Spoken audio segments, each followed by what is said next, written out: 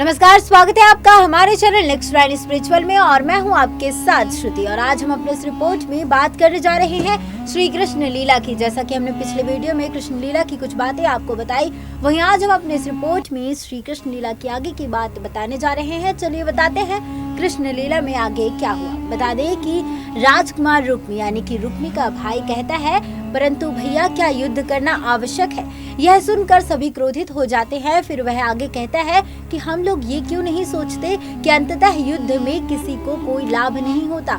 दूसरी बात यह विचार करने योग्य बात है कि मथुरा के मुकाबले हमारे पास कई गुना सैन्य शक्ति है, फिर भी हम हर बार हार क्यों जाते हैं? मथुरा के पास ऐसी कौन सी शक्ति है जो हमें हराती है? ये बात भी हम सब जानते हैं, परंतु उसे मानता कोई नहीं। सभी उसकी ओर क्रोधित होकर देखते हैं। तब वह कहता है, क्षमा कीजिए, मैं आपसे छोटा होते हुए भी ये प्रश्न पूछने की धृष्टता करता हूँ। हम सब जानते हैं कि श्री कृष्ण अलौकिक शक्तियों के स्वामी हैं, फिर हम उनसे युद्ध की बजाय संधि क्यों नहीं कर लेते हैं? यह सुनकर शिशुपाल क्रोधित होकर कहता है, संधि? कृष्ण से संधि? ये बात तुमने सोची भी कैसे राजकुमार रुक्म? तब रुक्म कहता है, कृष्ण आपका शत्रु नहीं बल्कि आपके सगे मामा वसुदेव जी का पुत्र है और मैं समझता हूँ कि इस नाते का लाभ उठाकर ये कार्य आप ही को करना चाहिए। दोनों पक्षों में संधि करा के इस वृथा और रक्तपात को रोक दे। यह सुनकर शिशुपाल कहता है, राजकुमार रुक्मी, लगता है कि तुम्हारा छोटा भाई रुक्म वीरों की सभा में कभी नहीं बैठा है। अरे हार कर संधि करना तो मृत्यु से भी बुरा है, इसलिए फिर कभी ऐसी कायरता वाली बात मत करना। और रही बात कृष्ण की, तो रिश्ता मन से होता है। महाराज जरासंध को अपना पिता माता मानता हूँ, इसलिए कृष्ण मेरा परम शत्रु है। आजकल हमारे विपरीत है, कल जब हमारे साथ होगा तब हम फिर युद्ध करेंगे। उधर श्री कृष्ण यह सुनकर बलराम जी से कहते हैं, दाऊ भैया, लगता है कि अब हमें मथुरा नगरी को छोड़कर कहीं और जाना पड़ेगा। बलराम और अक्रूर जी यह सुनकर चौंक जाते हैं। अक्रूर जी कहते हैं, ये आप क्या कह रहे हैं प्रभु, आप मथुरा नगरी को छोड़ जाएंगे? श्री कृष्ण कहते हैं, हाँ अक्रूर जी। तब अक्रूर जी पूछते हैं, परंतु क्यों?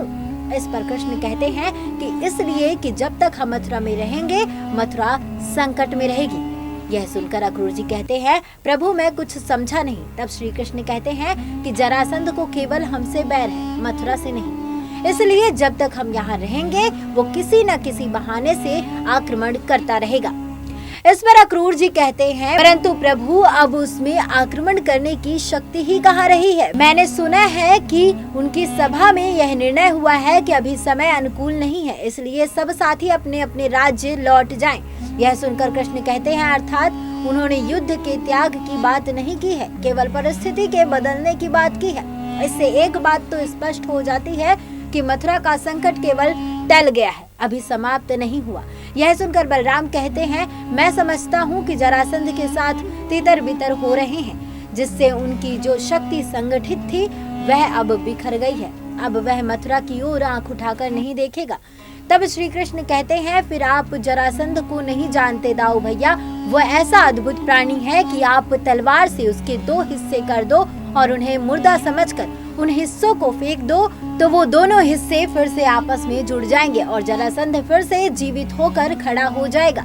यह सुनकर बलराम और अक्रूर जी चौंक जाते हैं। अक्रूर जी कहते हैं, प्रभु ये बात तो असंभव है। इस पर कृष्ण कहते हैं, यह असंभव बात नहीं अक्रूर जी, ये सत्य बात है। वास्तव में उसका शरीर एक तांत्रिक माया से जुड़ा हुआ है। वास्तव में ये एक विचित्र घटना है। उसके पिता महाराज वृद्धरथ की 2 पत्नियां थी। छोटी की संतान थी, परंतु बड़ी रानी की संतान नहीं थी। इसलिए वे दोनों पति पत्नी साधु महात्माओं की बहुत सेवा किया करते थे। एक बार उनकी सेवा से प्रसन्न होकर एक परम सिद्ध ऋषि ने बड़ी रानी को एक फल दिया और कहा कि इस फल को खा लेना, प्रभु की कृपा से तुम्हें बड़े ही पराक्रमी पुत्र की प्राप्ति होगी।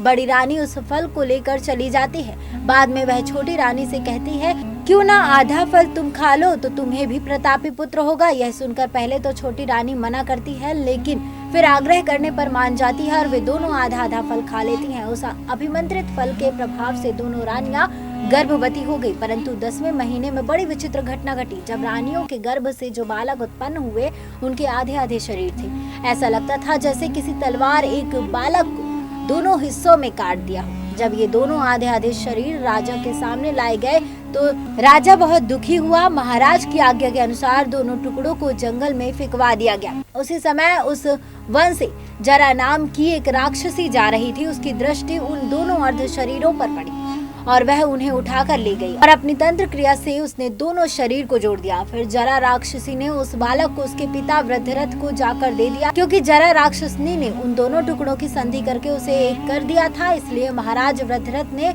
उसका नाम जरासंध रख दिया।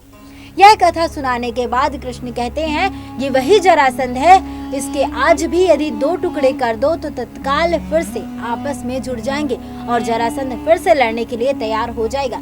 इसलिए मैं फिर कहता हूँ कि जब तक जरासंध है मथुरा का संकट समाप्त नहीं होगा। जरासंध जितनी बार हारेगा उतनी बार वह और खतरनाक होता जाएगा।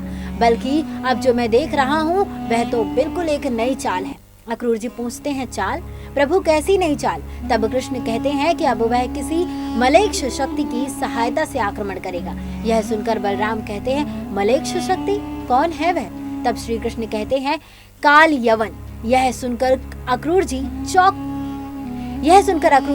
कर कहते हैं काल यवन? तब कृष्ण कहते हैं यवन देश का राजा काल यवन, जन्म से ब्राह्मण कर्म से मलेच्छ, उसकी कहानी बड़ी रोचक है और अद्भुत भी है, फिर कभी सुनाऊंगा। इस समय जरासंध और शल्य भी उसी की बातें कर रहे हैं। शल्य उसे समझा रहा है कि यदि वह काल यवन को अपने साथ ले ले तो वह हम पर अवश्य विजय पा सकता है।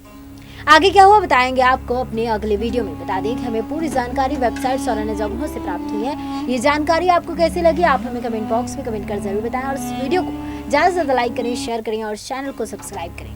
जय श्री कृष्णा, राधे कृष्ण।